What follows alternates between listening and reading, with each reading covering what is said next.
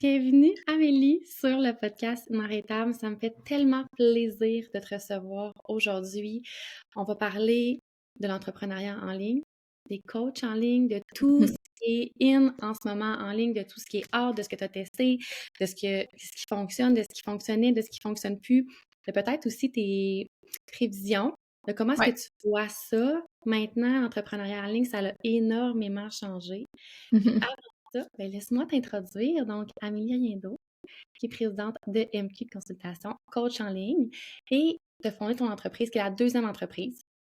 Puis là, j'ai ta belle bio ici, puis j'ai tellement envie de le nommer parce que je Mhm. trouve que c'est important de prendre conscience que quand on lance une entreprise, on n'a pas besoin de commencer avec des gros bureaux, puis un beau gros laptop avec tout le gros matériel. En fait, dans ta bio, tu le nommes, tu as lancé tes entreprises dans le bureau, chez tes parents. Oui, Oui! 100%. Donc, dis-nous un peu aujourd'hui, qu'est-ce qu'est MQ Consultation? Mhm. Ben, merci pour la belle introduction. MQ Consultation, c'est né d'une première entreprise qui était une entreprise plus en coaching one-on-one. Donc, je faisais de la consultation pour les entrepreneurs et ça a évolué en MQ Consultation quand j'ai grossi puis que je voulais impliquer mes clientes à l'intérieur du brand. Mais c'est une entreprise de consultation, de coaching pour les femmes d'affaires en ligne. Je me suis consacrée aux femmes parce que, moi, personnellement, quand je me suis lancée, quand j'avais 21 ans, j'avais pas de modèle féminin. C'était plus nouveau aussi à ce moment-là quand je me suis lancée. Puis, il y avait aussi quelque chose par rapport au leadership féminin qui m'intéressait vraiment particulièrement, qui dans le monde des affaires, on s'entend qu'on a moins d'opportunités, on est moins représenté, puis c'est plus difficile de se faire valoir comme femme. Fait que je voulais vraiment aller toucher cette clientèle-là puis travailler avec elle. C'est vraiment là que je sens que j'avais le plus d'intérêt. Puis MQ Consultation, maintenant, ça va faire 5 ans. Officiellement, là, l'incorporation, ça va être en février, mais que mes activités de coach d'affaires sont présentes. Puis, on offre des services d'analyse. Donc, on a le diagnostic, le programme qui est l'accompagnement sur 6 mois, puis le club qui est mon accompagnement plus long terme avec des clientes que ça fait des années que je coach. Puis, j'adore ce que je fais. On est vraiment focusé sur la croissance de ces entreprises-là. Puis, voilà, j'ai une équipe de freelancers qui travaille avec moi, du monde que j'aime, que ça fait quand même un bon bout de temps que je travaille avec eux. Fait qu'MQ Consultation, c'est tout ça, c'est ces clientes-là, puis c'est mon équipe aussi avec moi. Wow. Bravo pour bientôt Yes. de célébrer ces 5 belles années-là. Puis moi, j'ai été cliente, donc je sais que Oui. c'est un programme transformationnel, puis tu es une coach en or, donc c'est encore plus un honneur aujourd'hui de te Mhm. recevoir. Merci de me recevoir. Je suis tellement contente qu'on ait un rôle inversé, puis justement que, que tu puisses me recevoir, c'est vraiment une petite récompense pour moi. C'est le fun ce matin, je suis contente d'être là. Oh, tant mieux. Puis dis-moi, c'est quoi ta définition pour toi d'une coach en ligne? Hmm. Il y en a plusieurs définitions parce que c'est pas régi. Puis ça, c'est un des gros sujets, puis je pense qu'on peut tomber là-dedans, mais je pense qu'à cause que c'est pas régi, que t'as pas besoin de formation ou de certification ou Oui. même d'expérience pour te nommer coach, il y a plusieurs définitions, puis je pense que ça peut être vraiment mêlant. Tu sais, quand tu dis un médecin, c'est un médecin. Quand tu dis un comptable, c'est une comptable. Mais quand tu dis coach, euh, dans quel paramètre? Tu sais, je veux dire, ça peut être plein de choses. Ça peut être quelqu'un qui te motive, ça peut être quelqu'un qui te challenge, ça peut être quelqu'un qui est là pour te rendre accountable, ça peut être quelqu'un qui est là pour te faire avancer, tu sais, comme il y a vraiment plusieurs définitions et rôles du mot coach. Mais dans Être ma définition, quoi? être coach de soccer, coach de hockey, tu sais, c'est tellement large, comme tu dis, là. Mhm. Puis je pense que là où est-ce que moi j'ai mis une ligne par rapport à c'est quoi que je vois comme étant le rôle du coach en ligne pour, mettons, on va dire, le coaching, soit d'affaires ou coaching personnel, c'est l'accompagnement d'une personne de façon individualisée pour l'atteinte de ses objectifs dans son meilleur intérêt. Donc, ça, c'est ma définition. Hmm. Est-ce que tu crois que c'est justement ce genre de définition-là qui devrait être un peu régie dans le Mhm. monde des coachs en ligne, justement. Je pense qu'on s'en va vers ça. En fait, une de mes prédictions, tu disais ça tantôt, je pense que en 2025, l'industrie est quand même assez jeune. Si on pense que le coaching, comme mettons le coaching d'affaires ou le coaching en ligne, sous différentes formes, on va dire de développement personnel ou de succès ou peu importe qu'est-ce qu'on insère autre objectif, va être de plus en plus régi, j'ai l'impression, par justement par un besoin du consommateur, j'ai l'impression, mais je pense que ça va jamais être comme une profession, ça va jamais être comme un ordre ou quelque chose, mais les gens vont rechercher davantage une certaine reconnaissance du milieu, puis je crois qu'on s'en va vers ça. Je sais pas qui va faire ça, je sais que dans moi, mes prédictions, je sais que ça s'en vient, parce que c'est comme n'importe quoi qui est un peu out of control, il y a toujours un petit peu, après ça, une petite contraction, puis une certaine structure qui est mise en place pour que l'ordre des choses se fasse mieux. Donc, moi, je pense qu'on s'en va vers ça, puis je pense que ça va être pour le mieux, honnêtement. Je pense que ça va vraiment aider les consommateurs autant que les coachs, parce qu'au final, avoir une certaine ligne de conduite ou une certaine ligne conductrice, ça peut juste aider tout le monde à savoir à quoi s'attendre d'un coach, à quoi s'attendre de cette relation-là, puis toi, comme coach aussi, d'être capable de mettre des limites par rapport à ton rôle. Fait que je pense que ça peut juste être pour le bien commun de tous d'avoir certains paramètres sans pour autant dire te faire dicter ce que t'es ton approche ou quoi que ce soit, mais au moins avoir un code d'éthique ou une façon de faire les choses. Oui, puis une reconnaissance des compétences. Aussi. Savoir c'est Aussi. quoi un coach, qu'est-ce que c'est censé faire, puis c'est quoi les compétences que ça a. Oui, puis à la limite, sans nécessairement suivre une formation, y a-t-il une façon d'aller valider les compétences? Y a-t-il une façon d'aller s'assurer de l'intégrité de justement cette personne-là? Est-ce qu'elle a ton meilleur intérêt ou elle a son meilleur intérêt? Fait que ça, oui, définitivement, 100%. C'est quoi les défis que tu as rencontrés pour bâtir ton entreprise de coaching en ligne? Dans les Mhm. premières années, là, quand tu étais en démarrage, là, c'est quoi ces défis-là que peut-être on nomme pas nécessairement? Mhm. Hey, c'est vraiment difficile parce que là, ça va faire 8 ans que je suis entrepreneur. Fait que quand j'ai commencé en ligne, Ouais. ça va faire 8 ans. Fait que c'est sûr que de me replonger d'il y a 8 ans, euh, il y a une chose, je pense, que j'ai dit dans un de mes contenus récemment, c'est de passer par-dessus la peur de déranger. Ça a Mmh. été la chose que quand j'ai commencé, je me souviens, parler en story puis me dire mais je peux pas faire 3 stories pour en parler, c'est trop genre. Tu sais, euh, je peux pas faire de promotion dans mon podcast, je veux pas avoir l'air de la fille qui vend ses choses. Euh, je suis qui, moi, pour demander de l'argent pour ça? Tu sais, avoir peur de déranger puis de vendre. Ça a été le plus gros blocage au début quand je me suis lancée. Les premières années, le temps que tu fasses tes premières ventes puis que tu gagnes confiance puis que tu comprennes que, OK, ben si je veux une business, il faut que je fasse de l'argent, il faut que je vende. Ce Mmh. premier milestone-là est important à franchir puis je pense que c'est tough quand que t'es là-dedans de te voir comme une entrepreneur puis de dire, ben là, il faut que je charge pour qu'est-ce que je fais, là. Mmh. Ça a été quoi les étapes que tu as en fait, qu'est-ce que tu as fait pour arriver à franchir ces étapes-là? Mhm. C'est une très bonne question. La première étape, ça l'a définitivement été de juste des répétitions, donc juste de le répéter puis de m'habituer à l'inconfort parce qu'il n'y a pas d'autre chemin, tu dois être inconfortable. Comme je prends l'exemple du porte-à-porte, tu sais, la première porte que tu cognes pour dire « Hey, veux-tu mon chocolat pour ma levée de fonds? » Ben c'est inconfortable, mais quand ça fait la 50e maison que tu leur demandes pour ton chocolat, tu sais que la réponse va être positive la plupart du temps, ou tu sais que ben, une personne sur deux va dire oui, l'autre personne va dire non, puis tu as comme une meilleure attente de la réaction, fait que tu n'as plus autant d'anticipation puis de peur. Donc, la répétition, d'en parler tout le temps, souvent, de passer par-dessus l'inconfort. Fait que, Ouais. accepter l'inconfort, de trouver des façons de l'adoucir et que ce soit dire, ben je le fais progressivement, mais de Mmh. vraiment accepter l'inconfort. Puis la deuxième étape, c'est de prendre le feedback. Donc, deux, quand tu dis, exemple, OK, j'essaye de vendre en story, puis que quelqu'un dit, ah oui, ça serait intéressant, mais peut-être pour plus tard. Pourquoi?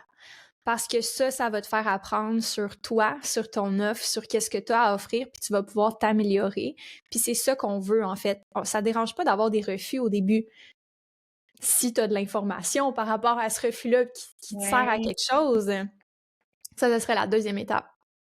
C'est intéressant parce que quand tu en parles comme ça, autant qu'on parle d'avoir confiance en soi, Mhm. de, de savoir de quoi tu parles, d'être capable de le démontrer, tu sais, de dire, de bien l'expliquer.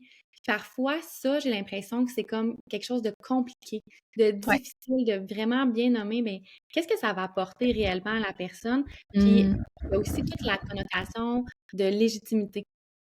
Ouais. Tu sais, que ça soit une entreprise de produits, que ce soit une entreprise de services, surtout quand ça vient de gens qui ont des passions, Mhm.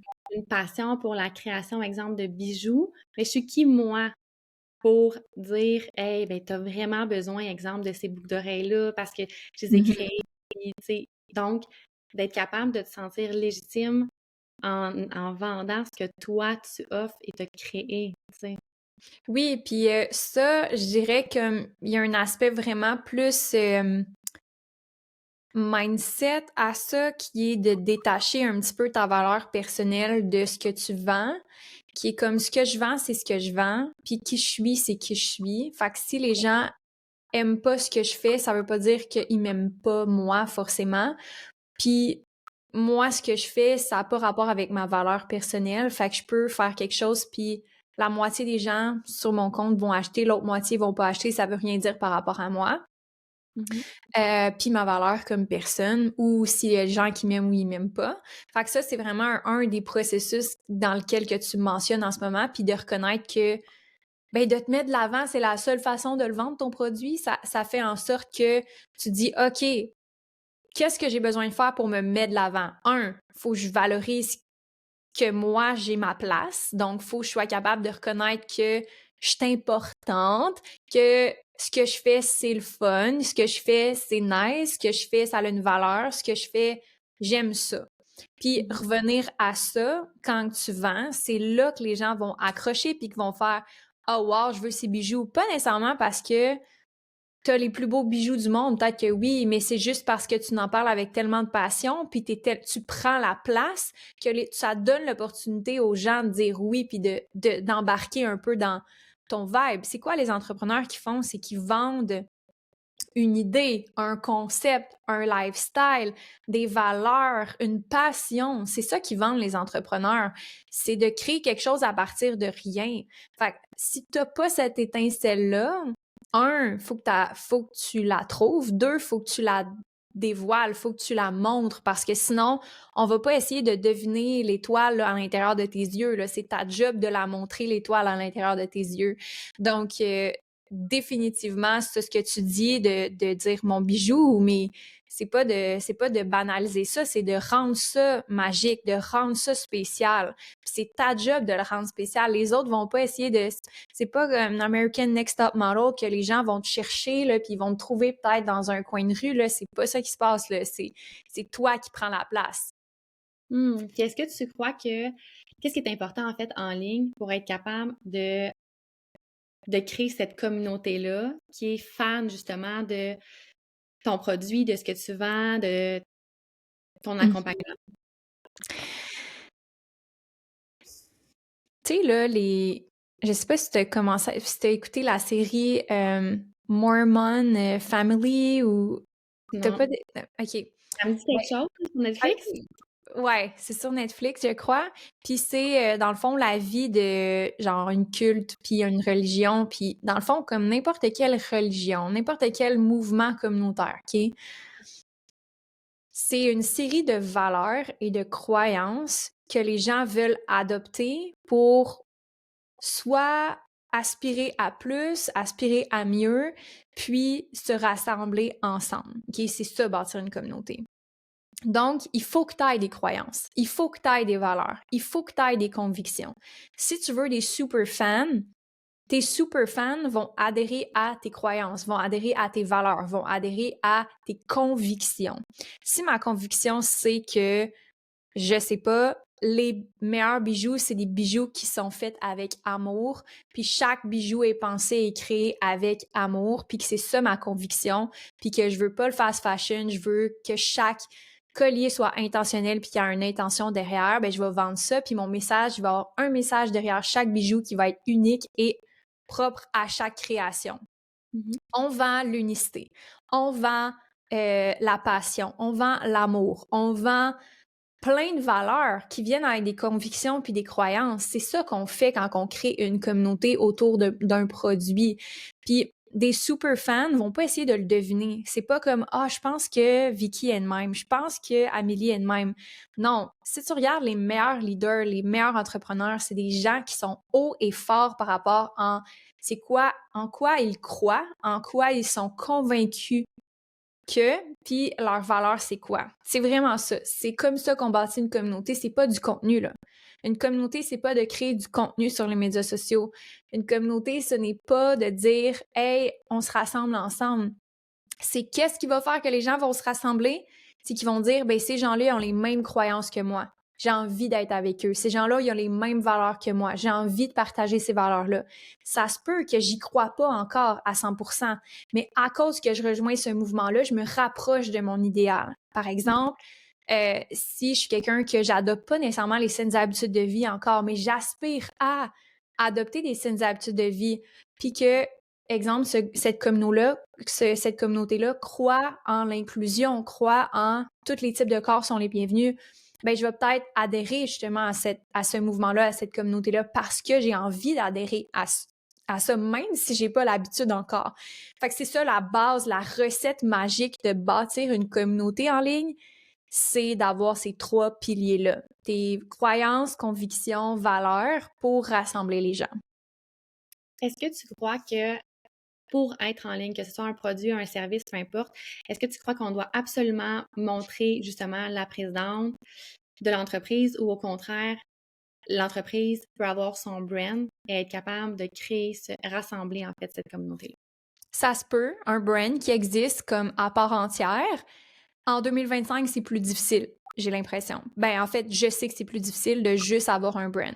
Pourquoi? Parce que les gens vont d'abord faire confiance à quelqu'un plus facilement qu'à une entreprise. Par contre, c'est pas impossible d'avoir un brand puis de promouvoir des influenceurs que les gens font déjà confiance. Donc, par exemple, je prends un entrepreneur, un influenceur, une personnalité publique, je dis associe-toi à mon brand. Les gens accordent une confiance à cette personne-là qui est transférée sur le brand. Mais bâtir un brand sans visage public ou sans personne, sans des visages, c'est pas possible. Les gens ont confiance en des humains, pas en des marques ou en des brands nécessairement. Fait que pourquoi que les plus grosses compagnies de linge, on voit pas nécessairement les CIO et quoi que ce soit, c'est qu'on voit les athlètes, c'est qu'on voit les gens qui portent les vêtements. Fait qu'au final, on achète des gens quand même, au final, par association. Puis après ça, oui, le brand se bâtit par lui-même, par la réputation et tout. Puis là, il y a une entité qui vit d'elle-même. Mais si tu reviens à la base ou à l'essence, si tu reviens au départ de cette marque-là, il y a des visages associés à ça. Il y a un lien de confiance qui est tissé avant ça, là. Oui, vraiment. Puis tu sais, quand t'en parles, ça me fait penser, je sais pas si tu as vu dernièrement la transaction que Hailey Bieber a faite avec son entreprise. Ouais. Elle l'a vendu pour 1 milliard de Ouais. dollars de Mhm. 3 Mhm. 10 produits. Exact. C'est fou raide. C'est tout raide, tu sais, puis elle a Ouais. bon, tu sais, comme, elle est même plus dans le game de comme Kylie Jenner ou même Rihanna, tu sais, avec Mhm. son image de marque, puis c'est seulement 10 produits, mais c'est 10 produits qui ont été créés, puis bref, tu sais, elle a vraiment mis cette image de marque-là en avant, Mhm. ses valeurs, ses convictions, puis je trouve que c'est une belle histoire, en fait, à aller lire en ce moment, si vous nous écoutez, que vous êtes comment c'est pas clair, c'est Ouais. flou un peu, mais allez lire justement sur qu'est-ce qu'elle a fait, c'est quoi ses convictions, puis là, ben, Ouais. qu'est-ce qui fait en sorte qu'elle vend 1 milliard de dollars pour 10 produits? Mhm. C'est C'est comme, fou. ouais. T'as-tu des insights par rapport à ça? Moi, j'en ai une couple, mais je pense que ça serait intéressant que t'en parles parce qu'au final, moi, j'ai parlé de ma perspective de la marque, mais dans ta définition à toi, c'est quoi que tu considères comme étant important dans une marque en ligne? Je te dirais que en ce moment, je suis comme en deux parce que, mettons, pour moi, personnellement, j'accorde énormément d'importance à la personne, Mhm. aux valeurs de l'entreprise, à la vision de l'entreprise, où est-ce qu'elle s'en va, c'est quoi ses démarches, c'est quoi ses Mhm. intentions, c'est quoi les investissements qu'elle fait.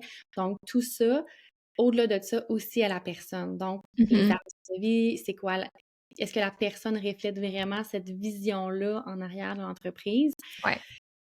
Je suis un peu en deux parce que, dans mon sens à moi, j'ai envie de mettre beaucoup plus de l'avant mon brand et me détacher de de moi personnellement, de détacher mon entreprise Mhm. de moi, parce que je trouve que c'est énormément de temps et d'investissement personnel. Cela dit, je suis consciente qu'en 2025, c'est très difficile à faire, à part, comme tu l'as dit, il y a plusieurs stratégies à mettre en place, mais c'est des stratégies qui prennent énormément de temps versus ce que moi j'ai bâti en ce moment. Ouais. C'est que c'est comme un levier de croissance, un personal brand, tu sais, il faut le voir comme ça. Fait que c'est sûr que t'es pas obligé de l'utiliser à 150% comme peut-être d'autres personnes le font, mais c'est de voir que c'est un levier. Fait qu'après ça, un levier, tu peux l'utiliser dans la mesure que tu souhaites, mais c'est sûr que ça l'accélère. Fait que comme n'importe quel levier, c'est de voir à quel point tu veux te le permettre ou tu as envie, mais par expérience, des clientes qui ont cette marque-là, par exemple, dans les clientes que je consulte, qui ont une marque à part de leur personal brand, puis même si cette marque-là vit d'elle-même, mettons qu'il y a plus, les ventes ne sont pas toutes reliées de leur personal brand, qu'il y a une entité à part entière qui génère des ventes sans l'implication de la founder, de la CEO, puis du visage de l'entreprise. Dès que le visage de l'entreprise, dès que la personne, la founder est impliquée, ça booste les ventes, là. C'est sûr et certain. Fait que c'est comme de voir que c'est un levier. Après ça, il y a d'autres leviers. C'est pas obligé d'être le seul. Comme je dis, il y a de l'affiliation, des ambassadeurs, il y a du UGC, il y a des influenceurs, il y a des partenaires stratégiques, il y a tellement d'autres leviers que le personal brand. Fait que oui, c'est possible de le faire sans ça. Mais après ça, si tu as des ressources limitées, c'est de voir que c'est une option plus accessible, puis qui est peu coûteuse, mais oui, ça vient avec un downside qui est important de noter. Genre, tu fais vraiment bien de le soulever, puis que tu te poses des questions par rapport à ça, parce que oui, tu sais, je fais des vlogs dans mon quotidien, j'assume que les gens voient ma maison, mon lit, moi le matin, comme c'est beaucoup, là. Oui, puis c'est pas fait pour tout le monde, là. Je pense pas que c'est de dire... C'est comme, je vois des vidéos passer sur TikTok de comme, on a normalisé que de faire un marathon, tout le monde peut faire ça parce que sur les médias sociaux, tu vois plein de monde courir des marathons. C'est fucking la job, courir un marathon, là. C'est vraiment un exploit. Avoir un personal brand, te montrer, te mettre de l'avant à tous les jours, c'est pas pour tout le monde. C'est difficile. Oui, c'est un levier, oui, ça accélère la croissance, mais c'est difficile de faire ça. C'est pour ça qu'il y en a pas beaucoup qui le font. Fait que c'est de juste prendre le temps d'adresser ça, puis de toi te poser la question, comment j'ai envie d'utiliser ce levier-là? Oui, 100%. Je pense que tu as bien nommé, en fait, l'envers du décor Ouais. de montrer, en fait, ton quotidien, d'utiliser ce levier-là pour la croissance de ton entreprise. Et j'ai envie de te demander, c'est quoi les erreurs Mhm. à faire quand tu utilises ce levier-là Ouais. et qu'est-ce qui est important de faire? Mais je pense que tu l'as nommé un peu, mais on va... Mhm. Ouais. Ben, c'est drôle parce qu'en ce moment, je suis là-dedans beaucoup avec TikTok. Là, j'ai commencé mon processus de création de contenu sur TikTok depuis genre 1 mois, puis je m'étais vraiment pas adressée à TikTok avant ça. Genre, j'ai republié des choses, mon équipe republiait des choses là-dessus. Mais ce qui est challengeant pour moi, puis les erreurs que je peux faire dans mon personal brand, c'est de devenir un peu collé sur ton sel. Tu sais, l'erreur numéro 1 à faire, c'est à cause que c'est tellement comme dans ta vraie vie, comme tu partages en story, des vlogs, t'as l'impression que ta vie est sur ton sel. T'as l'impression que il y a comme une fusion. Tu sais, c'est comme mon monde en ligne, mon monde réel, c'est de plus en plus comme une fusion, là. Ça, c'est une erreur. c'est pas fusionnel, OK? Le monde virtuel, c'est le monde virtuel, le monde réel, c'est le monde réel. C'est deux choses, deux entités différentes. Et je pense que c'est d'être capable d'être conscient que quand il y a une genre de fusion, puis que tu as de la difficulté à faire la différence entre les deux, puis que ça te fait sentir pas bien, c'est de mettre une petite pause, puis de te demander, OK, comment je peux revenir un peu dans le monde réel en ce moment? Il n'y a rien de mal à ce que ça fusionne tant et aussi longtemps que tu es bien avec ça. Je pense que là où est-ce qu'il peut y avoir une erreur, c'est que les gens vivent qu'en ligne. Et là, ça, c'est un problème parce que si tu fais juste vivre en ligne, c'est pas bon pour ta santé mentale, c'est pas soutenable en termes de croître une business, OK? Oui, c'est un outil, les médias sociaux, mais c'est pas comme ça que tu vas bâtir ta business uniquement. C'est d'être capable de réaliser que c'est très de surface, c'est très vanité, donc c'est pas des relations durables tant que ça que tu fais en présence. On n'a pas le même rapport avec nos employés sur les médias sociaux. Ça remplace pas les relations dans la vraie vie et ça remplace pas les interactions ni la créativité et la vraie vie. Fait que ça, je pense, c'est une grosse erreur, comme de base, là. Il y a beaucoup de choses qui rentrent là-dedans, définitivement. Puis je sais pas c'est quoi tes impressions, parce que je sais que tu as comme eu un petit écœur en titre des médias sociaux aussi. Mais ouais, il y a ça qui peut entrer en ligne de compte qui est vraiment plus difficile, là. Oui, 100%. Tu sais, moi, je pense que mon écœur en titre venait du fait que il y avait beaucoup de fausses informations qui circulaient. Il y a beaucoup d'influences aussi qui font en sorte que les gens prennent ça pour la vérité. Donc, des conseils, trois conseils pour X, Y, Z pour scaler ta business, puis arriver à finalement, tu sais, je veux dire, c'est pas vrai, tu sais, on monte pas. En fait, c'est pas que c'est pas vrai, puis je suis pas fâchée contre les créateurs de contenu. Mon point était à quel point est-ce que moi je contribue à influencer les gens à croire des choses que dans la réalité, ben c'est pas ça. Donc, c'est là où est-ce que j'ai comme eu cet écart en titre-là parce que je consomme les réseaux sociaux, je les vois et c'est quoi moi ma responsabilité par rapport à ça, puis comment est-ce que je veux influencer les gens parce que de base, tu es sur les réseaux sociaux, tu influences, tu sais, que tu partages le fait que tu vas prendre une marche, que finalement tu t'en vas au cinéma avec les enfants, que name it, il y a une influence, tu sais, on apporte quelque chose dans la conscience des gens, donc ça, c'était comme ma grande réflexion de me dire, OK, tu sais, c'est quoi ma personnalité, qu'est-ce que je veux transmettre dans cet univers-là. Puis qu'est-ce que j'en retire aussi? Tu sais, parce que faut pas se cacher qu'il y a beaucoup de pièges. Puis tu sais, ça, avec mes clients, on le voit énormément. C'est comme je suis rendue à X nombre de vues, j'ai eu tant de commentaires. Puis, comment tu t'es couché à soir avec ça? Hey, j'étais fière de le temps que j'ai investi sur cette pièce de contenu-là. Puis, tu fait plus d'argent? Pas là.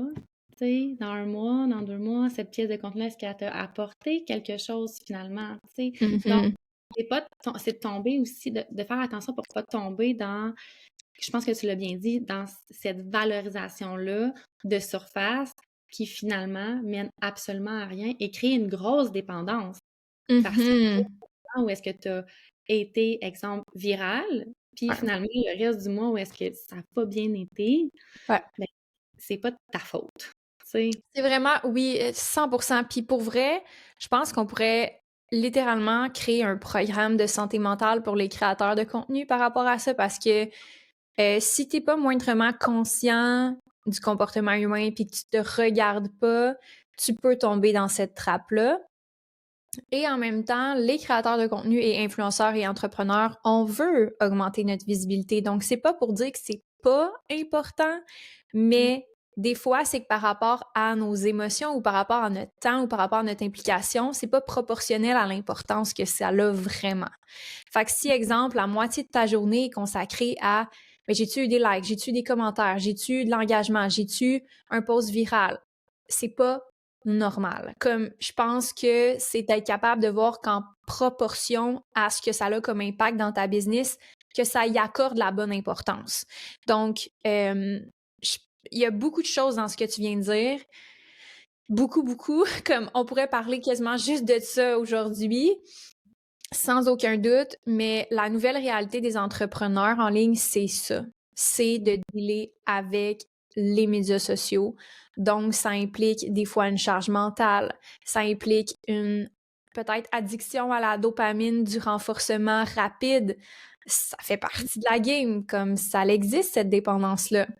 Euh, ça existe aussi un petit peu d'obsession avec l'image extérieure, comme qu'est-ce que je projette, est-ce que c'est ce que je suis vraiment, c'est quoi ma responsabilité? Donc, perfectionniste par rapport à ça, tu sais, l'image projetée, moi, c'est quelque chose que j'ai vécu aussi, mais j'ai passé par-dessus, mais il y a comme une couple d'années, quand j'ai augmenté ma visibilité, puis qu'il y avait plus de gens qui me regardaient, là, ça le kick in, oh mon Dieu, qu'est-ce que les gens vont penser? Maintenant, j'ai des comptes à rendre, donc mon image, tout ça, ça vient en ligne de compte. Puis on nous prépare pas pour ça. Tu sais, c'est pas sur les médias sociaux comme on peut voir, ah oui, c'est le fun, t'as plus d'influence, t'as plus d'argent, t'as plus d'impact, t'es plus visible. Tout le monde veut ça, mais est-ce que t'es prête à payer le prix? Est-ce que tu sais avec quoi ça vient? Puis est-ce que t'as les outils pour le gérer? Moi, c'est ça que j'aurais aimé avoir comme toolkit quand je me suis lancée. C'est comme, voici avec quoi ça vient. Ça, faut que tu sign up pour ça.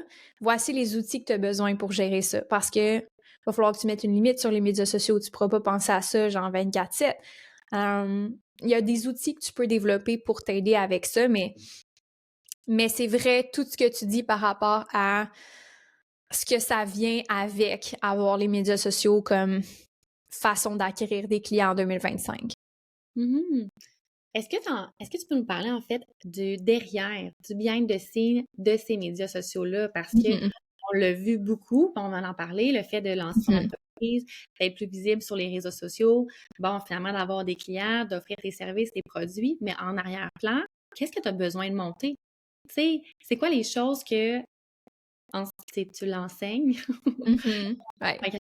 Mais c'est quoi les non négociables à installer pour que ta fondation soit solide pour être capable de bâtir ton entreprise? Et Mhm. c'est quoi que les gens négligent aussi? OK. Euh, Avant d'aller, là, tes questions sont vraiment bonnes, vraiment, vraiment bonnes. J'ai envie de dire, pour la création des médias sociaux, tout ce que je viens de dire, c'est des warning signs, mais tout le monde va passer à travers, puis tout le monde va apprendre en le faisant aussi. Fait que je veux juste pas dramatiser ça dans le sens que tous les créateurs vont passer par ça. Tu vas pas Ben t'en oui. échapper. Et ça peut être simple si tu te donnes la permission, tu te donnes les outils, puis que t'es bien... tu te donnes la chance de réussir aussi. Fait que c'est pas si compliqué que ça. C'est plus une mental game que quelque chose qui est comme impossible à atteindre. Fait que je veux juste prendre le temps de mentionner ça avant. Puis par 100%. rapport à la création de contenu, qu'est-ce que les gens ont besoin de savoir? On parle à des entrepreneurs. La création de contenu, c'est un outil de visibilité et de conversion. Faut... En fait, pas nécessairement la création de contenu, mais la création de ton entreprise en arrière des médias sociaux. Donc, OK. qu'est-ce que tu as besoin d'installer Oui, oui, oui. avant que ton entreprise soit visible en ligne, mettons? Ou OK. Moi, mon conseil qui est vraiment toujours le même, c'est que tu n'as pas de business tant que tu n'as pas fait d'argent. Aussi simple que ça. Fait que c'est la seule chose que tu as besoin de faire pour avoir une business, c'est de vendre. À partir du moment où est-ce que tu vends, tu as une business. Ça ne dérange pas si tu n'as pas de setup parfait, si tu n'as pas de plateforme de paiement parfaite. Tu peux être payé par virement Interac. OK, by the way, j'ai commencé avec des virements Interac. Tu peux ne pas avoir de site web. J'avais pas de site web quand j'ai commencé. Tu peux commencer dans le bureau, chez vous, comme dans ton salon, comme avec ton iPad, OK? Ou ton cell. C'est pas nécessaire d'avoir un gros setup ou whatever. J'ai commencé exactement comme ça. Fait que j'ai envie de dire, simplifie ton démarrage et rends ça le plus no-brainer possible pour toi de juste avoir de l'argent par rapport à ce que tu as à offrir, que ce soit un produit ou un service. C'est ça que tu as besoin d'avoir pour vendre, pour commencer.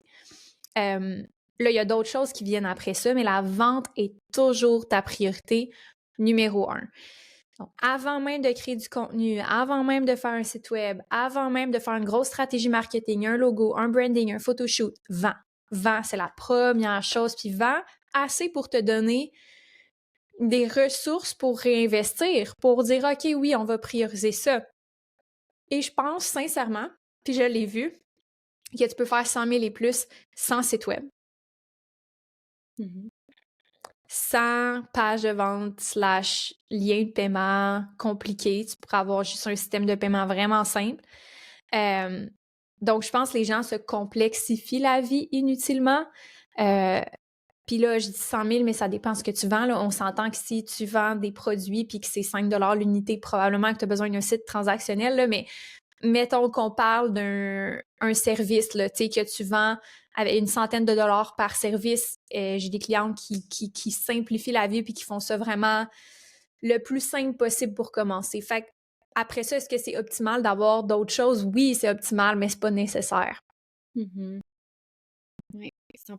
Puis c'est quoi en fait, les pièges peut-être à éviter avec ça ou j'ai envie de dire comme, c'est quoi les questions que tu dois te poser pour t'assurer que la stratégie que tu mets en place, c'est la bonne?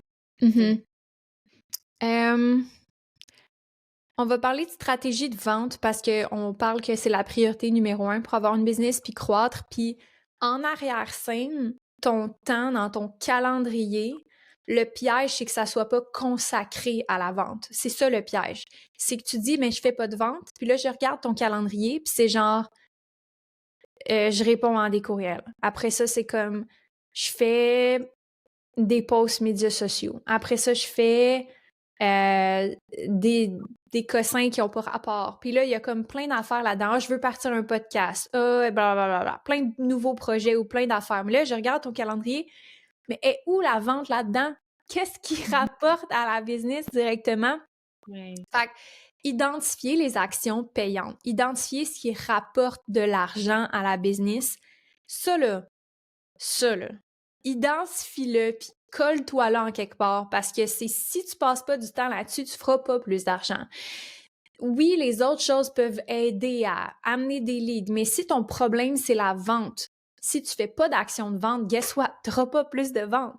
Je sais que quand je fais des stories qui parlent de mes services, j'ai des nouveaux leads, je fais plus de ventes. Fait que ça, je sais qu'il faut que je le fasse à chaque semaine.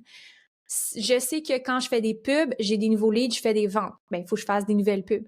Je sais c'est quoi mes actions qui m'amènent des ventes. Si je les ai pas dans mon horaire, guess what? Il n'y a pas plus de ventes. Donc, ça, c'est la plus grosse trappe. C'est la plus grosse erreur, surtout quand on commence parce qu'on voit ça tellement compliqué. On met tout plein d'affaires dans son agenda parce qu'on pense qu'on doit faire ces choses-là, mais c'est pas des activités qui produisent plus d'argent. C'est un super bon point. Est-ce que tu crois que en 2025, la croissance organique, c'est encore une bonne façon de croître? Oui, j'y crois, mais je crois qu'encore une fois, il y a un levier payant si tu as la capacité financière qui est vraiment intéressant. Je crois que pour les clients qui sont rendus où est-ce que moi je les accompagne, ça accélère le processus parce que ça vient juste amplifier une stratégie organique. Fait que moi, je suis pas de l'école de penser que c'est soit un ou l'autre. Dans ma tête, c'est pas soit la stratégie organique ou soit la stratégie payante, c'est comment on peut faire en sorte qu'on utilise le levier qui est bon pour toi. Des fois, c'est 80% organique, 20% paid, des fois, c'est 50-50, mais oui, c'est possible. Je vais répondre à ta question. Oui, c'est possible 100% organique. C'est définitivement accessible. Est-ce que tu dois devenir de mieux en mieux en création de contenu? For sure. C'est définitivement plus difficile qu'avant, mais c'est possible. Puis encore une fois, ça, c'est vraiment stratégie organique. Ça veut dire qu'il y a des gens qui ne te connaissent pas, qui apprennent à te connaître, mais il y a d'autres stratégies de vente. Il y a l'affiliation, il y a les partenariats, il y a le outreach, il y a des stratégies d'affichage, il y a tellement d'autres façons aussi que juste le organique. Puis j'ai beaucoup de clientes qui vont commencer avec ça, juste la prospection. Ils font un peu de création de contenu, ils commencent à s'habituer, ils sont pas super bonnes, puis c'est normal, ils commencent. Mais ils vont prioriser quelque chose qui amène des ventes, puis ils peuvent développer après ça leur habileté en création de contenu, en en organique dans le fond. Puis il y en a que ça va être bon, mais je suis pas super bonne en organique, je vais commencer par le paid parce que c'est comme plus accessible pour moi, j'ai moins besoin de tout le temps créer du contenu. Parfait, on commence avec ça. Fait que je pense que c'est juste de comprendre ton profil, savoir c'est quoi qui est le mieux pour toi. Mais oui, 100% possible de bâtir juste en organique. 100% possible de bâtir presque juste en paid. Tout dépend de ton modèle, tout dépendamment de la situation, mais les deux sont possibles. Moi, je pense que c'est la zone grise des fois, là. Ouais. Ce qui est le plus accessible pour toi, ce qui te parle le plus aussi, puis le nombre de temps aussi que tu as à investir, parce que, tu Ouais. sais, là, j'aimerais qu'on parle un peu de cet équilibre de vie-là, parce que ça, tu le mets vraiment de l'avant aussi. Ouais. Tu sais, ça fait partie de ton image de marque.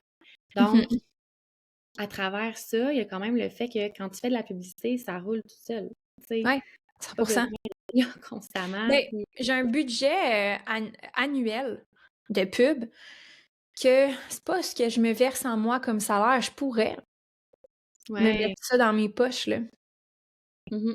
Mais il faudrait que je crée plus de contenu. Fait que ce que ça me permet de faire, c'est que ça me libère des heures dans ma semaine. Où est-ce que je peux jardiner, faire mon entraînement, mon équitation, pas être pressée le matin, pas me réveiller à 6 heures pour faire du contenu à chaque jour. Comme, c'est ce que ça m'achète. Ouais. Donc, est-ce que ça fait partie des choix que je fais? Oui, c'est un trade-off. Est-ce que je pourrais avoir cet argent-là dans mes poches? Oui, mais j'aurais moins de temps. Fait que tu l'as super bien nommé, mais à un moment donné, puis tout dépendamment de c'est quoi ton modèle d'affaires, si tu veux aussi beaucoup de volume, pour avoir la croissance rapide, exemple que tu es en hypercroissance puis que tu veux doubler, ben, pour produire le double de contenu que tu produis déjà peut-être en organique, il faudrait que tu ailles tellement plus de ressources, tellement plus de temps investi. Est-ce qu'on est capable d'utiliser une autre ressource si tu as plein d'argent déjà? J'ai une cliente qui a dit j'ai trop de cash, j'ai trop de cash, j'ai trop de cash, je sais pas quoi faire avec. On regarde son ad spend, sa dépense publicitaire, puis c'est ridicule. Je suis comme, OK, mais là, t'as trop d'argent, t'as pas assez de temps. On utilise ton argent, on va te faire plus d'argent. Fait que c'est tellement un bon outil, la pub. Puis en même temps, l'organique, c'est un très bon outil aussi parce que ça vient des fois réduire la dépense publicitaire. Fait que ça fait en sorte que tu as plus de profit à la fin de l'année. C'est pour ça que je suis vraiment fan d'une stratégie mixte. Moi, je crois vraiment que, mettons, tout business, mettons qu'on va l'optimiser, là, puis qu'on va au plus optimal possible. Je pense que la conclusion pour chaque business, c'est de faire les deux. Après ça, ça dépend de tes ressources puis de ta situation. Mais le optimal, selon moi, c'est les deux. Ça fait énormément de sens, tu sais. Est-ce que tu crois que en partant dans l'entreprise, quand tu lances ton entreprise, tu es en phase de démarrage, il y a est-ce que tu dois installer tes fondations justement pour t'assurer d'avoir un bon équilibre de vie? Ou ça vient plus tard? Je pense que ça vient plus tard. Je pense que j'avais cette conversation-là ce matin, puis cette cliente-là est en année 1,5 de sa business. C'est vraiment intense. Tu sais, comme elle a beaucoup de clients, elle a beaucoup de volume, elle a une croissance vraiment rapide. Fait en plus de gérer les clients, elle gère la croissance, donc le staff, la formation, la mise en place de systèmes, l'optimisation, comme en même temps que gérer les clients. Fait que cette phase-là, là, je l'ai vécue aussi. C'est pas facile, là. Puis autre que avoir l'équilibre, t'as pas l'espace mental. Tu sais, exemple, mettre une routine en place, c'est tough parce que tout ton espace mental puis tout ton jus de cerveau va dans ta business. Quand t'arrives dans ta vie personnelle, t'as juste le goût de t'écraser sur le divan, t'as pas l'espace mental de mettre des choses en place des fois. Puis cette période-là, pas qu'elle est nécessaire, mais si j'avais à donner un conseil à ma jeune moi, ça serait juste de m'écouter quand je suis rendue genre vraiment proche, puis juste prendre des pauses, pas d'abandonner. Tu sais, comme peut-être j'aurais pris une couple de pauses de plus dans le processus de croissance pour me permettre de comme me recentrer, mais je pense que cette passe-là est un peu inévitable, est comme un peu nécessaire pour te permettre de réaliser, un, c'est quoi que tu veux vraiment, deux, de passer à travers cette période-là qui est de l'apprentissage que tu peux pas, tu sais, je sais pas comment le décrire, peut-être tu serais mieux capable de le... Quoi? Ça s'acquiert pas tant que tu n'as pas passé par là. Même si tu suivrais des formations, faut que faut que tu développes les ressources internes pour être capable de surmonter Mhm. ce genre de moments-là. Exact. Exact. Puis, tu sais, moi, j'enseigne l'équilibre, mais c'est parce que je coach des clientes que ça fait plusieurs années qui sont en business ou qui sont déjà démarrées, donc déjà lancées, qui ont déjà un bout de chemin de fait. J'enseignerais pas ça à quelqu'un qui démarre. Ça serait pas ça mon message. Ça serait vraiment pas la même chose. Le message, quand mes clientes démarrent, je suis comme, mets-toi dans la merde. Tu sais, mets-toi dans une situation où est-ce que t'en as trop parce que au final, tu vas être capable de mettre des limites, tu vas être capable de dire non, tu vas être capable de voir c'est quoi ta définition de l'équilibre qui va être différente d'une personne à l'autre. Tu vas avoir plus de ressources financières pour déléguer, faire différentes choses qui vont donner plus d'équilibre. Et c'est vraiment contre-intuitif, mais c'est pour ça qu'un conseil, c'est pas le même pour chaque personne en fonction de où est-ce qu'il est rendu. Mais quelqu'un en démarrage, là, moi, mon conseil, si j'ai à me redonner un conseil à moi, je suis comme mets-toi dans la merde. Mets-toi dans une situation où est-ce qu'il faut que tu dises non. Puis ça va être une bonne nouvelle quand tu vas avoir à dire non. Ça veut dire que tu as du succès, puis ça veut dire que tu peux te permettre de dire non. Mais ouais, c'est ça. Mais puis être capable d'utiliser en fait ce succès-là pour que ça soit un levier. C'est ça. Exact. Je C'est veux bien plus dire, facile de dire non d'un espace de j'en ai trop, comme j'ai plein d'opportunités, faut que je dise non à certaines opportunités que ben j'ai pas le choix vraiment de dire oui à cette opportunité-là parce que si j'ai pas ça, je fais pas d'argent ce mois-ci. Comme oui. en tout cas, moi personnellement, j'ai plus d'équilibre puis j'ai beaucoup plus de choix aujourd'hui à cause que j'ai passé à travers cette période-là où est-ce que je me suis pas donné le choix puis j'ai tout fait pour réussir, tu sais. Ça a été au moins 2 ans où est-ce que j'ai tout donné, là. Même 3 ans que j'ai comme vraiment donné tout ce que j'avais. Puis ça m'a mis dans une position où j'ai des choix, où est-ce que je peux décider.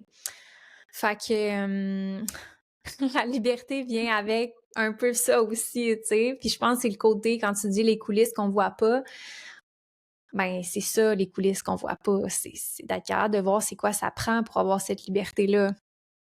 100%. 100%. Puis j'ai envie de dire, entourez-vous dans ces moments-là où est-ce que vous êtes en phase de croissance et que vous savez plus où donner de la tête, tu sais. Mhm. Moi, je partage un petit peu mon histoire, mais quand j'ai Mais oui. lancé mon entreprise, c'était en présentiel avant la pandémie. Puis ça a été en 1 mois et demi. Je travaillais les samedis, dimanches, soir et fin de semaine. Et c'était pas de travailler parce que je faisais des formations, parce que je faisais du contenu médias sociaux. Non, c'était des temps clients. Donc, c'était hallucinant. J'avais plus le temps de répondre pour dire oui, on va prendre notre rendez-vous telle date parce que c'était un overflow. Puis à ce moment-là, la pandémie est arrivée, puis pour moi, ça a été comme un gros apprentissage parce que ben, tout a fermé. Tu sais, Mhm. qu'est-ce que je fais, comment je le fais, pourquoi je le fais. Donc, si en ce moment, c'est ce que vous vivez, ben, entourez-vous de gens qui peuvent vous permettre d'observer de loin ce qui Mhm. se passe pour vous, ce qui se passe dans votre entreprise, puis comment est-ce que vous pouvez l'amener à un autre niveau. Complètement C'est d'accord. quand t'as dedans, là, Et ça ça te coûte deux. prend quelqu'un qui tient la vision pour toi un peu. Ouais. Ça prend quelqu'un qui va te rappeler un peu pourquoi tu le fais. Parce que ça se peut que tu le perdes de vue un peu, le pourquoi, là, quand t'es dans les tranchées puis que t'es comme pas capable de répondre à tes courriels parce que t'as pas le temps. Ça te prend quelqu'un qui va te ramener à comme mais pourquoi tu fais ça? Rappelle-toi, c'est quoi la destination? Tu sais, rappelle-toi que c'est temporaire. Puis c'est tellement un beau message. Puis j'ai envie de te poser la question, quand tu étais dans cette transition-là, justement, de passer de présentiel à en ligne, puis que est-ce que tu la voyais, la vision? Est-ce que tu disais, ah, crime, tu sais, je vais réussir à survivre à ça, je vais refaire ma clientèle, ou tu la voyais pas vraiment? Hmm. À ce moment-là, en fait, j'ai eu une grosse résistance parce que je faisais beaucoup, beaucoup d'hypnose. Mhm. Grosse résistance à l'accompagnement en fait, faire les séances d'hypnose en ligne. Donc, ça m'a énormément nui. Mhm. Il y a eu un moment où est-ce que là, je me suis perfectionnée, j'ai fait beaucoup de formations, je pense que comme beaucoup de gens dans ce Ouais, champ-là, tu sais. clairement, ouais. Ensuite de ça, cette vision-là est née. Donc, ça a pris un moment où est-ce que j'ai réussi à comprendre un peu c'était quoi ma vision, de me rassurer aussi sur, ben c'est possible de le faire, je suis capable de le faire, c'est un autre modèle d'affaires, de comprendre vraiment mon modèle d'affaires, puis de Mhm. le mettre en place aussi. Fait que, tu sais, il y a comme eu ces moments-là, sauf que à la base, ça sera recommencé. Je recommencerai pas avec c'est quoi ma vision, qu'est-ce que je veux faire, je recommencerai avec c'est quoi le modèle d'affaires que j'ai envie d'avoir. Je Ouais. pense que ça, là, ça aurait été vraiment plus aidant de dire, ben c'est le modèle d'affaires que je sens que pour moi, Mhm. c'est ce qui va faire en sorte que je vais me sentir bien dans ce modèle d'affaires-là, que je vais être capable de le croître Mhm. aussi, de scaler ma business, puis que ça va être soutenable à long terme. Ouais. Puis t'amènes un super bon point parce que cette question-là, quand tu es en croissance, puis justement tu veux plus de liberté, c'est la question à te poser. C'est de savoir, OK, je sais que je suis capable de continuer dans cette direction-là, mais mettons que je fais abstrait de tout ce qui m'est vendu de qu'est-ce que je dois faire, là, mettons. Qu'est-ce que moi j'ai envie de faire? C'est la question la plus importante. Ça se peut que tu n'aies pas la réponse. Tu sais, comme toi, je pense que tu es vraiment intelligente émotionnellement, tu es comme vraiment consciente de tes besoins, consciente de toi, consciente de ton énergie, même si tu es très empathique aussi, puis que tu es vraiment proche de tes clientes. Tu as vraiment cette conscience-là de toi, mais je pense que pour certaines personnes, c'est pas donné ou c'est pas tout de suite, tu le sais pas exactement tout de suite. Mais si tu as une intuition ou tu as un feeling qu'il faut que tu ailles dans une direction, de l'écouter, puis de vraiment te faire confiance. Dès que tu as un petit feeling, ah, je me semble que ça, c'est plus moi, me semble que ça, je veux aller vers ça, de faire confiance à ça, c'est tellement important. Puis ça va apparaître comme une petite intuition au début, tu sais, comme des fois, c'est ah, me semble le présentiel, j'aime ça. Me semble que c'est ça, que c'est moi, ça. Mhm. Euh, on en a eu tous des déclics comme ça. Moi aussi, j'ai eu ce déclic-là quand je passais d'un modèle que des lancements à que Evergreen. J'ai dit, plus jamais je fais des gros lancements comme ça à tous les 3 mois. C'est ma mort. Je ne peux plus continuer comme ça. C'est impossible. Et j'ai décidé que j'allais écouter mon intuition puis que j'allais faire ce que je voulais faire. Puis j'ai réussi finalement, très bien réussi finalement. Donc, donc, c'est ça. Faut vraiment se faire confiance dans cette vision-là de qu'est-ce que tu veux réaliser, puis de pas écouter ah mais c'est pas possible ou ah genre c'est pas comme ça que tu vas vivre du succès ah bla bla. Non, ça se peut que ça soit différent, ça se peut que tu aies des choix et des concessions à faire, mais c'est totalement possible si tu te donnes les moyens là. Mhm. Je pense que tu l'as tellement bien dit. C'est là où est-ce qu'on voit que ton expérience parle. Tu sais, Mhm. fait entourez-vous de coachs, justement, entourez-vous de gens qui ont passé par là pour être capable de bien vous aiguiller sur ben, qu'est-ce qui va être important pour toi, qu'est-ce que tu sens que tu Mhm. as besoin, comment est-ce que tu peux mettre ça en place qui va respecter ben, ta vision, ce que tu veux, ce que tu es en train de découvrir aussi, tu sais, parce que Ouais. ça va tellement vite en entrepreneuriat, puis je pense que c'est justement le petit point que parfois j'entends beaucoup, tu sais, je veux juste que ça soit stable. Puis j'en ai parlé Hmm. là-dessus. Après ça, tu sais, je pense qu'on fait une boucle, là, mais je veux t'entendre. Ouais. Qu'est-ce que tu penses de ça? Si tu as choisi l'entrepreneuriat pour la stabilité, Mmh.